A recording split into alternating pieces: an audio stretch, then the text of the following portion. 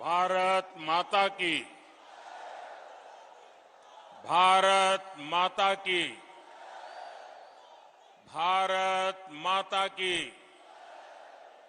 मैं कहूंगा दीनदयाल उपाध्याय, आप कहिए अमर रहे, अमर रहे। दीनदयाल उपाध्याय, दीनदयाल उपाध्याय, दीनदयाल उपाध्याय। मंच पर विराजमान सभी भारतीय जनता पार्टी के वरिष्ठ नेतागण और मेरे परम साथी और विशाल संख्या में पधारे हुए मेरे परिवारजनों,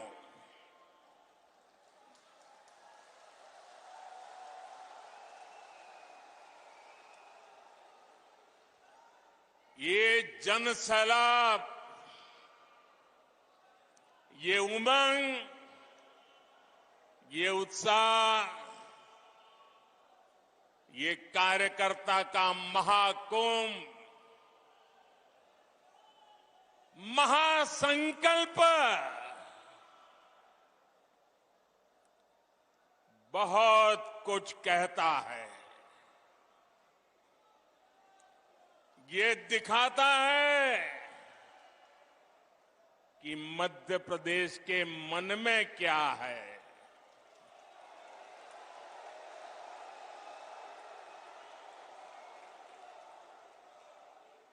ये दिखाता है नई ऊर्जा से भरी हुई भाजपा। ये दिखाता है भाजपा का और भाजपा के हर कार्यकर्ता का बुलंद हौसला।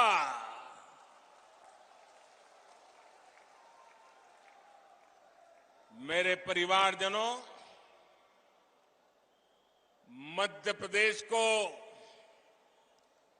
देश का दिल कहा जाता है। भाजपा के साथ देश के इस दिल का जुड़ाव कुछ विशेष ही रहा है। जनसंघ के जमाने से लेकर आज तक भाजपा को एमपी के लोगों ने हमेशा भरपूर आशीर्वाद दिया है।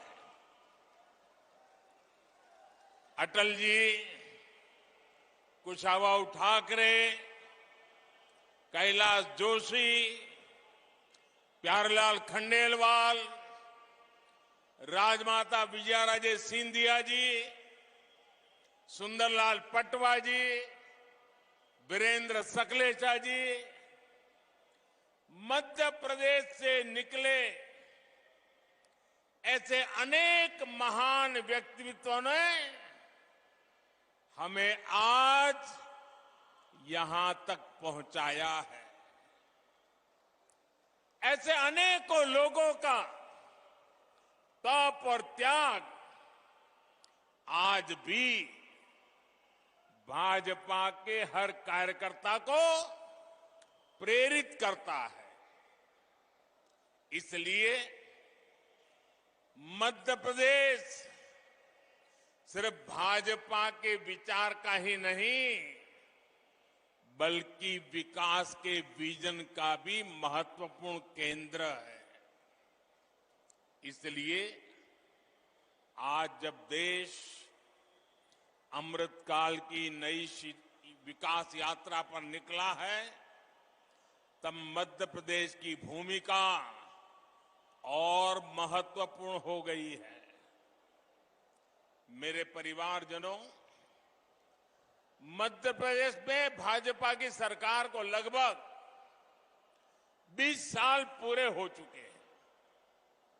यानी जो युवा इस बार के चुनावों में पहली बार वोट डालेंगे उन्होंने भाजपा की सरकार को ही देखा है। ये युवा सौभाग्यशाली हैं कि इन्होंने एमपी में कांग्रेस का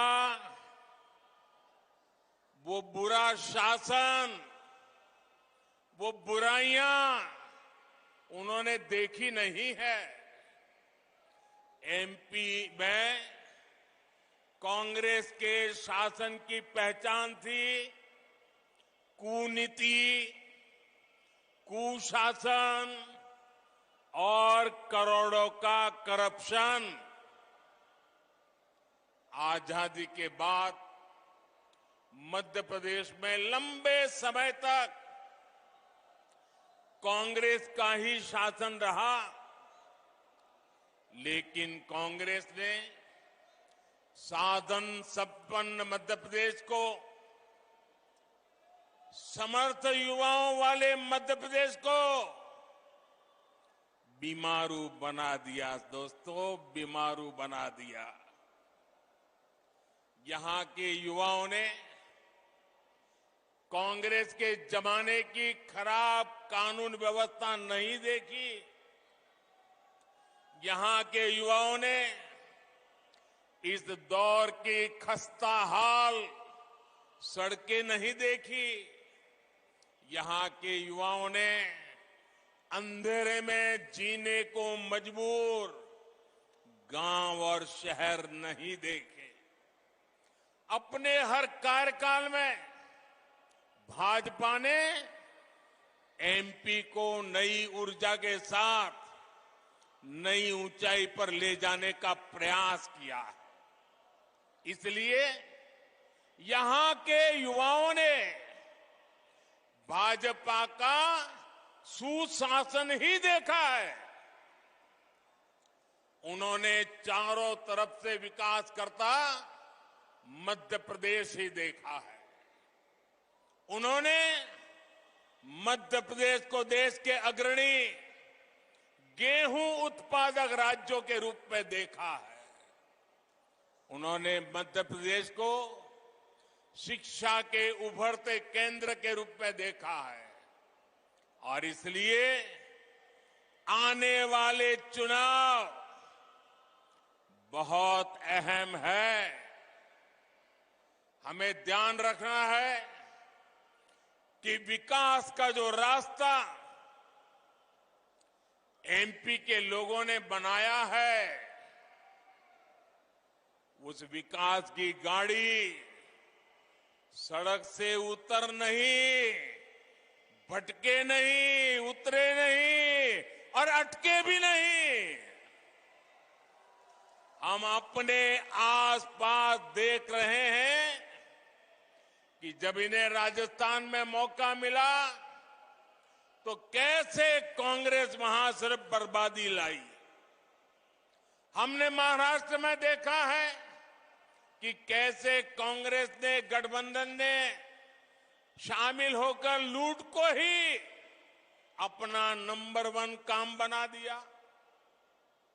साथियों, मध्य प्रदेश के विकास के लिए आने वाले कुछ साल बहुत ही महत्वपूर्ण है।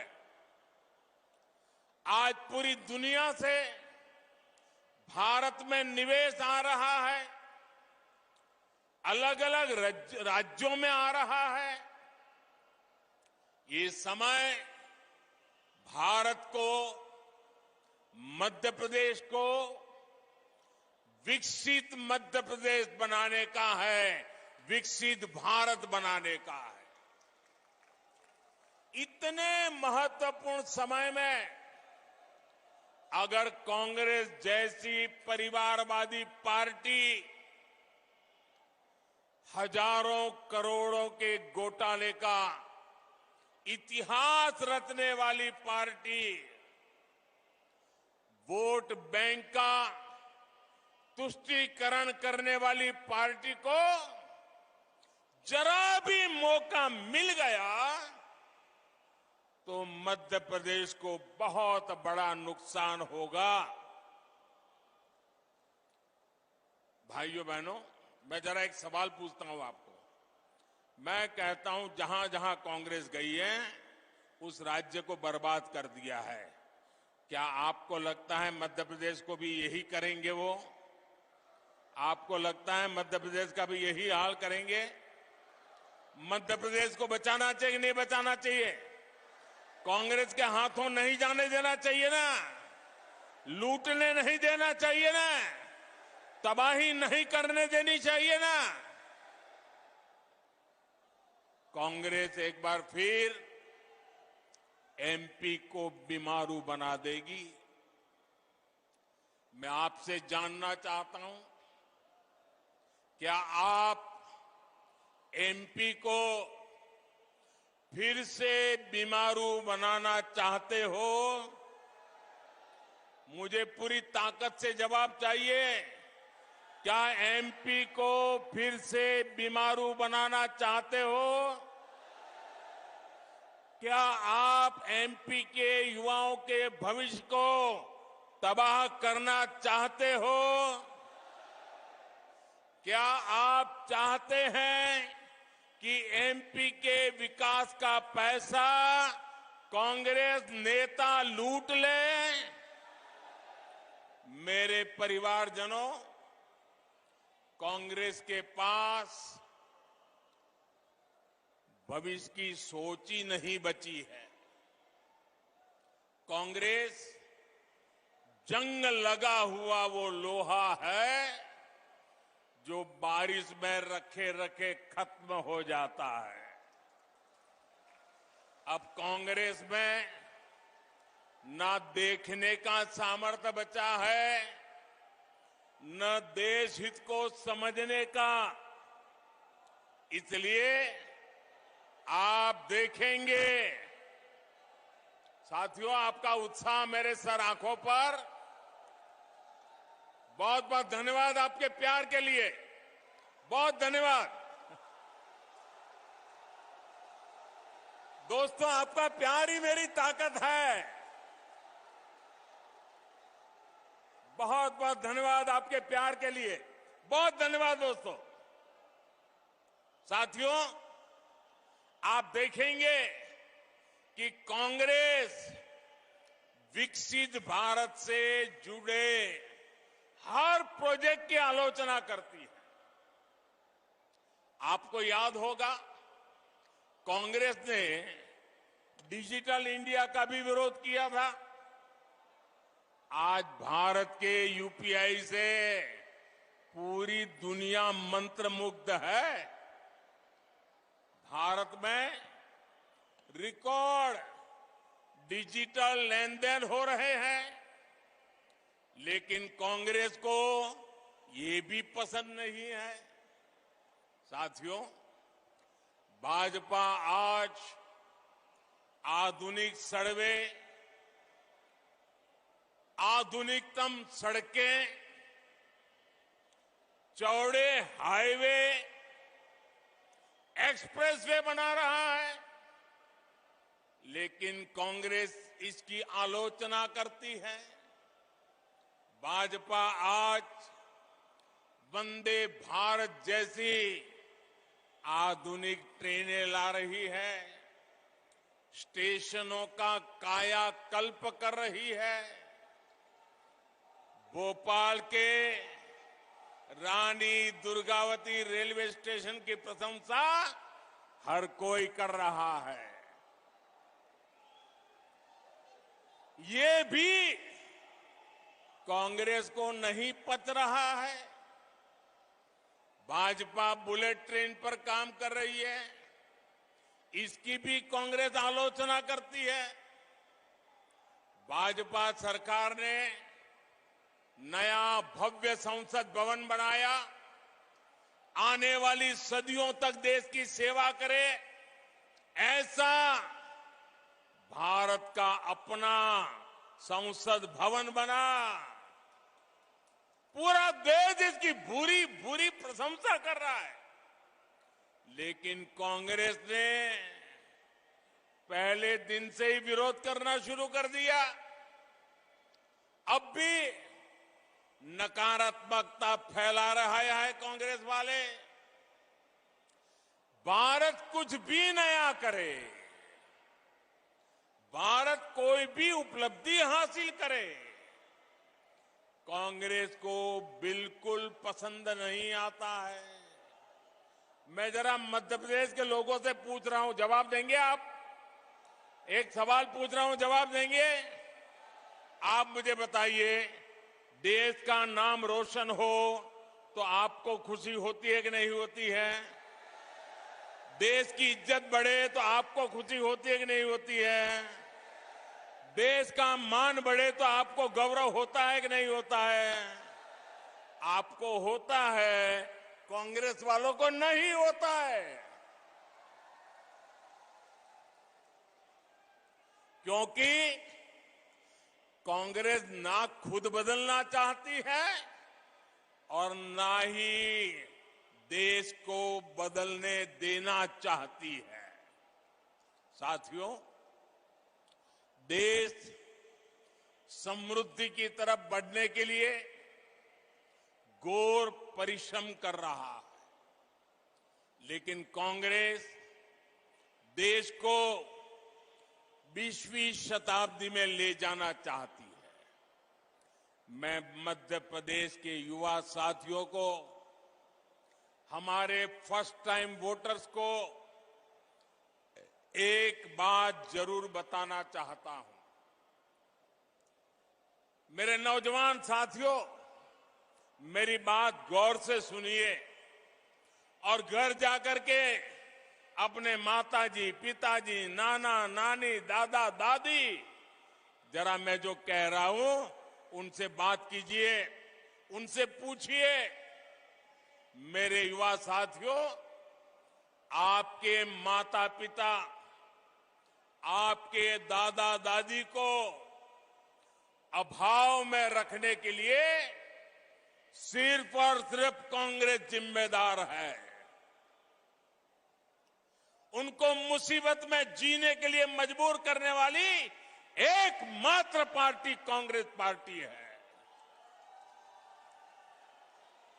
आज दुनिया भारत को लेकर जो कुछ कह रही है, ये सारे गौरवपूर्ण काम पहले भी हो सकता था, लेकिन कांग्रेस सिर्फ एक परिवार का गौरव गान करने में ही जुटी रही। कांग्रेस ने प्रजातंत्र को परिवार तंत्र बना दिया। कांग्रेस भारत में भ्रष्ट व्यवस्था को पोषित करने में ही जुटी रही। कांग्रेस की राजनीति अभाव में फलती फूलती है, गरीबी और मुश्किलों में फलती फूलती है। इन्होंने ऐसी व्यवस्था बनाई कि गरीब को हमेशा हाथ फैलाना पड़े, हर चीज के लिए निर्भर रहना पड़े। गरीब को तरसाकर कांग्रेस को ये जताने का अवसर मिल जाता था कि उन्होंने गरीब को कुछ दिया है। ये अपनी योजनाओं का लाभ भी उन लोगों को देते थे जिनसे उन्हें वोट मिलते थे। इसलिए कांग्रेस ने जानबूझकर देश को गरीब रखा, देश के लोगों को अभाव में जीने के लिए मजबूर किया, रोटी, कपड़ा, मकान में ही उलझाए रखा। मेरे युवा साथियों, जो मुश्किलें, ध्यान से सुनिए दोस्तों, जो मुश्किलें आपके माता पिता से पहले की पीढ़ियों ने झेली, वो अब आपको और आपके बच्चों को ना झेलनी पड़े, इसके लिए भाजपा की डबल इंजन सरकार लगातार काम कर रही है। आज हमारे प्रेरणा पुंज पंडित दीनदयाल उपाध्याय जी का जन्म दिवस भी है। पंडित जी ने सुशासन को अंत्योदय से जोड़कर देखा, समाज के अंतिम व्यक्ति के विकास को प्राथमिकता दी। अंत्योदय की यही प्रेरणा सबका साथ, सबका विकास, सबका विश्वास और सबका प्रयास, उस मंत्र में पंडित दीनदयाल उपाध्याय जी का चिंतन है। वो हमें प्रेरित करती है। बीते 9 वर्षों में हमने जो भी योजनाएं बनाई, उनके मूल में यही भावना है। भाजपा ने गरीबों, महिलाओं, शोषितों, वंचितों, एससी, एसटी, ओबीसी को विकास का सबसे बड़ा लाभार्थी बनाया है। वंचितों को वरीयता की जो गारंटी मोदी ने दी है, उसे हमने एक के बाद एक कदम उठाकर पूरा किया है। हमने गरीब का जीवन बेहतर करने के लिए प्रयास किए, प्रामाणिक प्रयास किए। समाज में जो अभाव था, उसको दूर किया। और जानते हैं इसका नतीजा क्या मिला है? मैं आपसे एक बात पूछूं, पूछूं, आप जवाब देंगे? पूरी ताकत से जवाब देंगे? वहां के दूर दूर के लोग भी देंगे? आपको पता है ना कि कांग्रेस ने 50 साल पहले गरीबी हटाओ का नारा दिया था। मैं फिर आपसे पूछूंगा, 50 साल पहले गरीबी हटाओ का नारा किसने दिया था? किसने दिया था? किसने दिया था? क्या कांग्रेस ने अपना वायदा पूरा किया? कांग्रेस ने वादा पूरा किया। अब मैं आपको एक और आंकड़ा बताना चाहता हूं। बताऊं? आंकड़ा याद रखोगे? पक्का याद रखोगे? सुनिएगा, ये आंकड़ा है 13.5 करोड़। कितना? कितना? कितना? जरा जोर से बोलिए, कितना? 13.5 करोड़।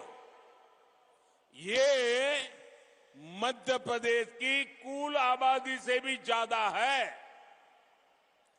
भाजपा सरकार के 5 साल में ही देश में 13.5 करोड़ लोग गरीबी से बाहर निकले हैं। ये सुनकर के आपको आनंद होता है कि नहीं होता है? आपका उत्साह बढ़ता है कि नहीं बढ़ता है? गरीबों का कल्याण करना अपना काम है कि नहीं है? हम अपना काम पूरा कर रहे हैं कि नहीं कर रहे हैं? साथियों, ये जो 13.5 करोड़ की मैं बात कर रहा हूं ना, मतलब कि एमपी की कुल आबादी से भी ज्यादा लोग भाजपा सरकार ने देश में गरीबी से बाहर निकाले हैं। मेरे प्यारे मध्य प्रदेश के भाइयों बहनों, मेरे प्यारे देश के भाइयों बहनों, ये ये मोदी की गारंटी का नतीजा है।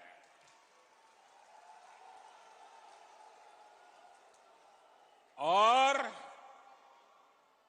जब मोदी गारंटी देता है, जब मोदी गारंटी देता है, जब भाजपा गारंटी देती है, तो वो जमीन पर उतरती है, घर घर पहुंचती है, हर लाभार्थी तक पहुंचती है। याद रखिएगा, याद रखेंगे, याद रखेंगे, याद रखिएगा, मोदी यानी हर गारंटी पूरी होने की गारंटी।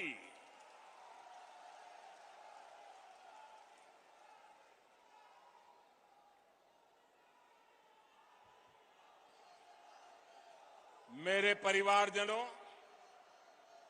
आज यहां बड़ी संख्या में मेरी बहनें और बेटियां आई हुई हैं। मैं मध्य प्रदेश की बहनों को याद दिलाने आया हूं कि मोदी ने आपको जो गारंटी दी थी वो भी पूरी हो गई है। कुछ दिन पहले ही लोकसभा और राज्यसभा में माताओं, बहनों, बेटियों के लिए 33% सीटें आरक्षित करने का कानून पारित हुआ। नारी शक्ति वंदन अधिनियम देश ने नया इतिहास रच दिया है। दशक से देश की माताएं, बहनें इसका इंतजार कर रही थी, बल्कि ये तक कहा जाने लगा कि शायद ये कभी नहीं हो पाएगा। आखिर मोदी है तो मोदी है तो हर गारंटी पूरी होने की गारंटी है। लेकिन भाइयों और बहनों, आज मैं मध्य प्रदेश सहित पूरे देश की बहनों को सावधान भी करना चाहता हूं। कांग्रेस और उसके नए नए घमंडिया गठबंधन ने मजबूरी में इस बिल का समर्थन बहुत खट्टे मन से किया है, बहुत बेमन से किया है। ये खट्टापन उनके बहानों में दिखाई देता है। और आप देखिए कि इनके गठबंधन में जितने लोग हैं, वही लोग हैं जिन्होंने 30 साल तक इस कानून को पारित नहीं होने दिया। पार्लियामेंट में हुड़दंग किया, बिल फाड़ दिए, स्पीकर पे हमले बोल दिए, और अब जब मजबूरी में उंगली उठानी पड़ी है, उनको लगता है कि अब देश की माताएं, बहनें उनके चरित्र को जान गई हैं, तो अब क्या शुरू किया? ये क्यों नहीं है, वो क्यों नहीं है, ऐसा क्यों है, वैसा क्यों नहीं। उनको नारी शक्ति वंदन अधिनियम का मजबूरी में समर्थन इसलिए करना पड़ा क्योंकि मेरी माताएं, बहनें जग गई हैं। मेरी माताओं, बहनों का हौसला बुलंद है। मेरी माताओं, बहनों ने शक्ति का परिचय करवा दिया है, और इसलिए ये माताओं, बहनों से डरे हुए हैं। इसलिए नीची मुंडी करके हाउस में अनचाहे अनमन से उंगली तो दबा दी। बीते 9 वर्षों में जिस तरह भारत की महिला सशक्त हुई है, उसे देखकर इन दलों की हिम्मत नहीं हुई कि नारी शक्ति अधिनियम का विरोध कर पाए, वरना उन्होंने तो दशकों तक देश में सरकारें चलाई है, भारी बहुमत से सरकारें चलाई है। तब क्यों नहीं कानून बनाया? जो बहाने ये आज बना रहे हैं, तब क्यों नहीं ये सब कुछ कर दिया? सच्चाई ये है कि इनकी नीयत में खोट है।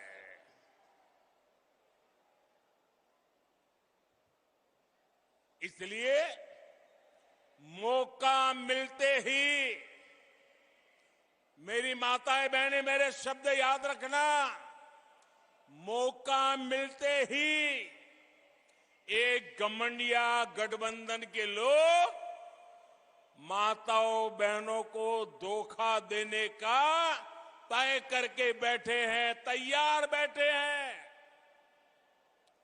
कांग्रेस के घमंडिया साथी वही है जिन्होंने इस कानून को रोकने के लिए हर मर्यादा तोड़ी है। इनकी वो सोच आज भी नहीं बदली है। आपको मैं एक और बात कहना चाहता हूं। ये लोग बहुत बौखलाए हुए हैं। ये अब एक नया खेल खेलेंगे, पक्का मानिए। और नया क्या खेल खेलेंगे? ये नारी शक्ति को बांटने की पूरी कोशिश करेंगे। नारी शक्ति एक न हो, इसलिए भांति भांति की अफवाहें फैलाएंगे। इसलिए देश की हर माता बहन बेटी को सावधान रहना होगा, सतर्क रहना होगा और एकजुट रहना ही होगा। माताएं बहनें एकजुट रहोगे ना? एकजुट रहोगे ना? आप याद रखिए, ये वही लोग हैं जिन्होंने देश की पहली आदिवासी महिला राष्ट्रपति द्रौपदी मुर्मू जी को राष्ट्रपति बनने से रोकने का भरसक प्रयास किया। ये लोग बार बार उनको अपमानित करने का प्रयास करते हैं। ये वही लोग हैं जिन्होंने देश की सेनाओं के अग्रिम मोर्चों में बेटियों की एंट्री को रोककर रखा था। और अगर इनकी नीयत ठीक होती तो वो क्या मोदी को करोड़ों बहनों के नाम पक्के घर करने देते और मुझे काम करना पड़ता? उनकी नीयत ठीक नहीं थी। आज वो काम मुझे करना पड़ रहा है। आजादी के इतने सालों के बाद करना पड़ रहा है। इनको नहीं दिखता था कि सब कुछ पुरुष के नाम पर है, महिलाओं के नाम पर कुछ नहीं है। अगर इनकी नीयत महिला हित की होती तो क्या मोदी को आकर के करोड़ों टॉयलेट बनाने पड़ते? क्या टॉयलेट नहीं बना सकते थे लोग? वो काम भी मुझे करना पड़ा। उनकी नीयत में खोट थी। अंधेरे का इंतजार करती माताओं बहनों को देखकर इनकी आंखों में क्यों पानी नहीं आता था? इनकी नीयत ठीक होती तो बहनों को धुएं में जीने को मजबूर होना न पड़ता। करोड़ों बहनों तक गैस सिलेंडर पहुंचाने की मेहनत मोदी को क्यों करनी पड़ी? ये महिलाओं के हितैषी होते तो महिलाओं को पानी की बूंद बूंद के लिए दशकों तक तरसा कर न रखते। साथियों, ये महिलाओं के हित में काम करते तो मोदी को आकर आयुष्मान योजना के तहत मुफ्त इलाज की व्यवस्था ना करनी पड़ती। ये अगर महिला हितैषी होते तो हमें बेटियों को बचाने और उन्हें पढ़ाने के लिए आवाज ना उठानी पड़ती। इन्होंने तो महिलाओं को बैंकों से भी दूर रखा। देश की करोड़ों बहनों के जनधन खाते आपके इस सेवक को खुलवाने पड़े।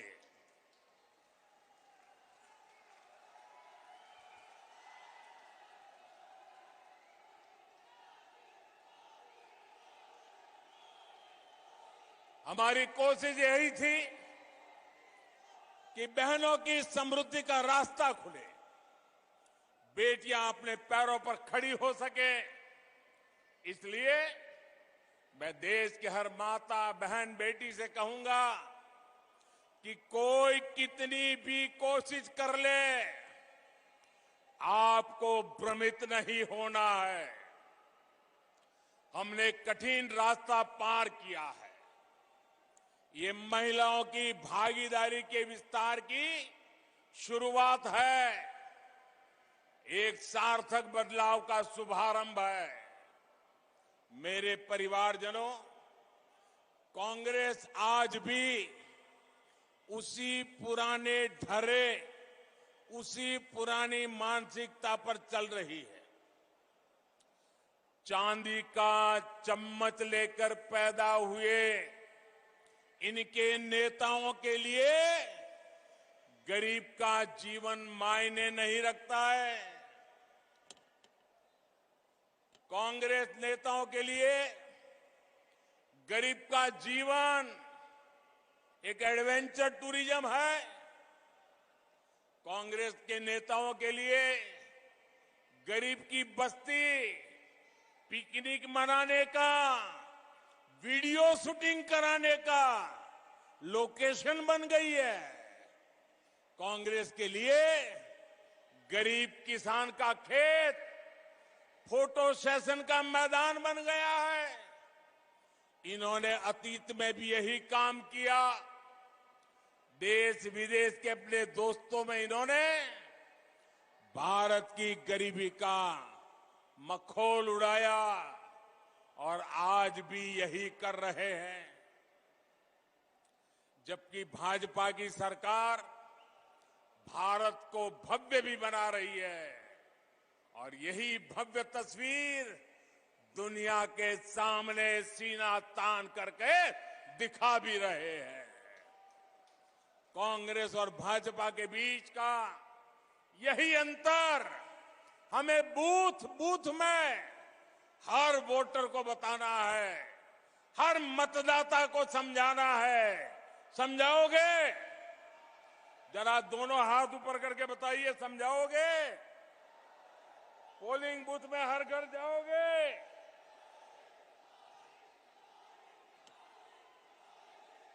हर किसी को बताओगे? एक एक बात बताओगे? साथियों, मोदी का मिजाज भी अलग है, मेहनत भी अलग है और मिशन भी अलग है। मेरे लिए देश से बड़ा, देशवासियों से बड़ा कुछ भी नहीं है। मैं अभावों में रहा हूं, लेकिन अपने देश को अभावों में नहीं रहने दूंगा। मुफ्त राशन और मुफ्त इलाज गरीब की चिंता दूर करने का अवसर कांग्रेस के पास भी था, लेकिन नियत और इच्छा शक्ति नहीं थी। बेईमानी और भ्रष्टाचार की नियत अच्छे काम करने से उन्हें रोकती थी।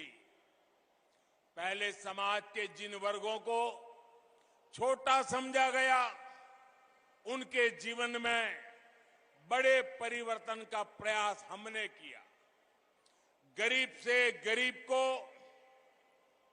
गुणवत्ता का जीवन मिले, आज देश में इसके लिए काम किया जा रहा है। कुछ दिन पहले ही पीएम विश्वकर्मा योजना शुरू हुई। देश भर में हमारे विश्वकर्मा साथी कोने कोने में फैले हैं। कोई गांव ऐसा नहीं होगा जहां कोई न कोई विश्वकर्मा परिवार न रहता हो। अपनी परंपरा, अपनी कला, अपनी उपयोगिता के लिए जाने जाने वाले ये साथी हर समाज में है। लेकिन कांग्रेस ने उन्हें क्या दिया? कांग्रेस ने उन्हें अपने हाल पर छोड़ दिया था। आपने एक वोट देकर इस सेवक को आपकी सेवा करने का अवसर दिया। आज हमारे कुम्हार भाई बहन, लोहार भाई बहन, सुनार भाई बहन, सुतार भाई बहन, जूते बनाने वाले, राजमिस्त्री, दर्जी, ऐसे दर्जनों साथियों के लिए राष्ट्रीय विश्वकर्मा योजना बनी। इनकी ट्रेनिंग का इंतजाम हुआ है। लाखों रुपए के लोन की व्यवस्था हुई है और विश्वकर्मा साथियों के लिए जो ये कम ब्याज का लोन मिलेगा, उसकी गारंटी मोदी ने ली है, सरकार ने ली है। साथियों, हमने रेहड़ी, पटरी, ठेले पर छोटा मोटा कारोबार करने वाले साथियों के लिए भी बैंकों के दरवाजे खोले हैं। पीएम स्वनिधि योजना के तहत इनकी मदद की गारंटी भी मोदी ने ली है। गांव में, कस्बों में हमारे साथी अपनी दुकान, ढाबा, गेस्ट हाउस ऐसे व्यवसाय कर सके, ये पहले बहुत मुश्किल था। उनके पास गारंटी नहीं होती थी, इसलिए बैंक से उन्हें मदद मिलना मुश्किल था। मोदी ने ऐसे साथियों की गारंटी भी ली। मुद्रा योजना के तहत लाखों का बिना गारंटी का पैसा उन्हें मिल रहा है। इस योजना की सबसे बड़ी लाभार्थी हमारी बहनें हैं, हमारे दलित भाई बहन हैं, हमारे पिछड़े परिवार हैं, हमारे आदिवासी साथी हैं। हमारे छोटे किसानों, पशुपालकों और मछुआरों की तो सरकारी नीतियों में पूछ ही बहुत कम होती थी। कांग्रेस की सरकारें वोट पाने के लिए किसानों को लोन माफी की झूठी गारंटी देती रही है, लेकिन छोटे किसानों, पशुपालकों के लिए तो बैंक से लोन लेना असंभव था।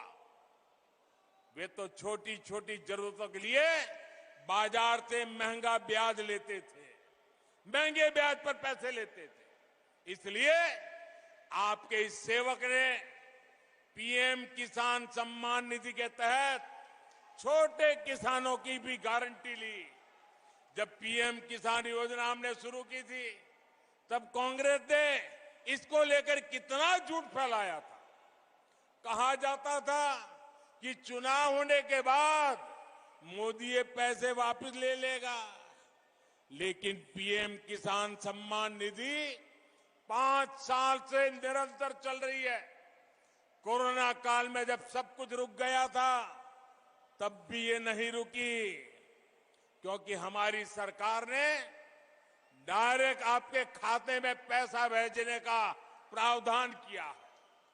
अभी तक 2.5 लाख करोड़ रुपए से अधिक देश भर के किसानों के मिल चुका है।